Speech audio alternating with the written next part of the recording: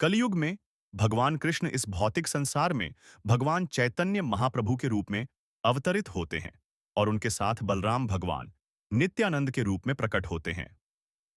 नित्यानंद प्रभु 1473 में पश्चिम बंगाल के एक छोटे से गांव एक चक्रा में प्रकट हुए। उनके माता पिता हदाई पंडित और पद्मावती थे। एक चक्रा के निवासी नन्हे निताई के प्रेम में पूरी तरह लीन थे। बचपन में उन्हें अपने बाल सखाओं के साथ श्री कृष्ण और भगवान राम की लीलाओं का निरंतर मंचन करना बहुत प्रिय था। उन्होंने अपने जीवन के प्रथम 12 वर्ष इन्हीं लीलाओं का मंचन करते हुए बिताए। उनका रंग भगवान बलराम के समान श्वेत है और उनकी वाणी गहरी एवं मधुर है। 13वें वर्ष में एक यात्रा करने वाले सन्यासी, जिसे प्रसिद्ध लक्ष्मीपति तीर्थ कहा जाता है, निताई की भक्ति और सेवा से मंत्रमुग्ध होकर अपने माता पिता से निताई को एक यात्रा साथी के रूप में अनुरोध किया। उनके माता पिता वैदिक संस्कृति से बंधे एक अतिथि के अनुरोध को अस्वीकार नहीं कर सके और अनिच्छा से निताई से अलग हो गए।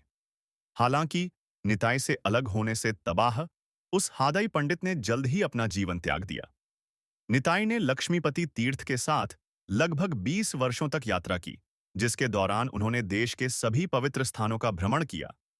नित्यानंद प्रभु की मुलाकात चैतन्य महाप्रभु से 1506 में 32 वर्ष की आयु में हुई, जब भगवान चैतन्य 20 वर्ष के थे।